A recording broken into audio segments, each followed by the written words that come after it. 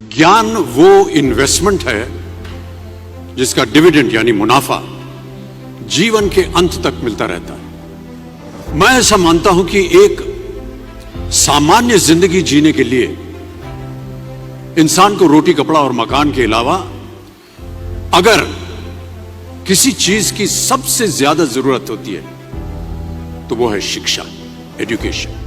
आपके पास यदि धन है तो आप उसे गोल्ड में कन्वर्ट कर सकते हैं। धन हो या सोना,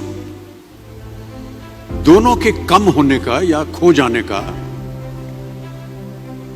डर हो सकता है, पर यही धन को अगर हम नॉलेज में कन्वर्ट करते हैं तो वो कभी कम नहीं होगा और ना ही उसकी चोरी हो सकती है। देखिए, जीवन में मुझे बहुत सी बातों ने प्रभावित किया है। मेरे ये अनुभव सुनने में शायद साधारण लगे, पर इनमें छिपा सार असाधारण है, अनमोल है। यदि मैं आपसे पूछूं कि सबसे शक्तिशाली व्यक्ति कौन है, सबसे शक्तिशाली व्यक्ति कौन है, तो कोई कहेगा कि जिसके पास पावर है, वेपन्स हैं, शस्त्र है, धन है, किसी देश का राजा या किसी सल्तनत का वारिस है।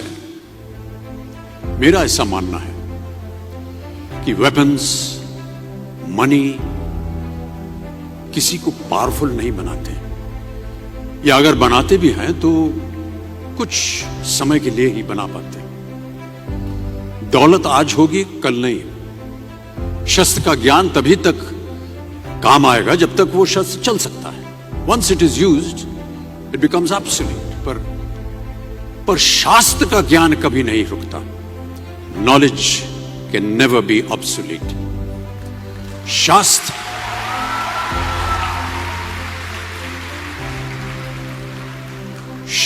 ज्ञान शस्त्र ज्ञान से ज्यादा असरदार, प्रभावशाली और शक्तिशाली होता है।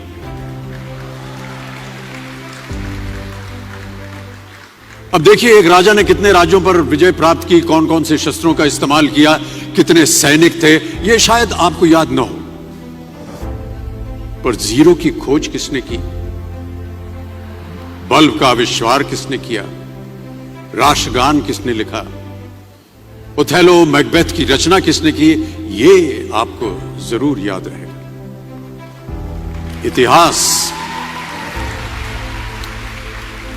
इतिहास गवाह है कि एक राजा अपनी शक्ति के बल पर केवल वहीं तक पूजा जाता है जहां तक उसका साम्राज्य फैला होता है। वो केवल अपनी प्रजा का प्रिय होता है। पर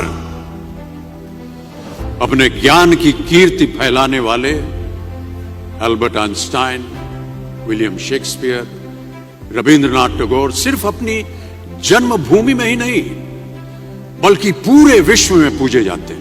संपूर्ण मानव जाति के लिए वो प्रेरणा स्रोत बनते हैं।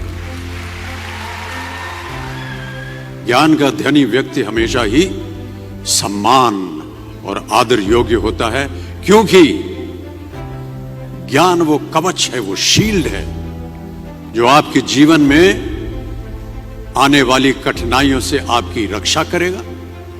फिर किसी भी शस्त्र की आपको आवश्यकता नहीं होगी।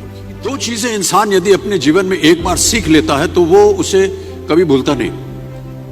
एक है तैरना, स्विमिंग, दूसरा है साइकिल चलाना। सालों बाद भी अगर आप इन क्रियाओं को करेंगे तो कभी भी इस बात की चिंता नहीं होगी कि आपको स्विमिंग करना या साइकिल चलाना याद है कि नहीं। You will confidently do it. काश कि हम पढ़ाई भी इसी नजरिए के साथ करें, that when you will chase knowledge, numbers will always follow. देखिए, महाभारत में जब गुरु द्रोणाचार्य ने एकलव्य को अपना शिष्य मानने से और अपने गुरुकुल में लाने से इनकार कर दिया था, तो एकलव्य ने क्या किया, अपने गुरु की प्रतिमा, एक मूर्ति बनाई और केवल उस मूर्ति से प्रेरणा लेकर ही धनुर्विद्या सीखने में वही सफलता प्राप्त की जो बाकी योद्धाओं को द्रोणाचार्य के गुरुकुल में रहकर हुई। उस प्रतिमा के रूप में एकलव्य को हमेशा अपने गुरु के पास रहने का एहसास था। और जब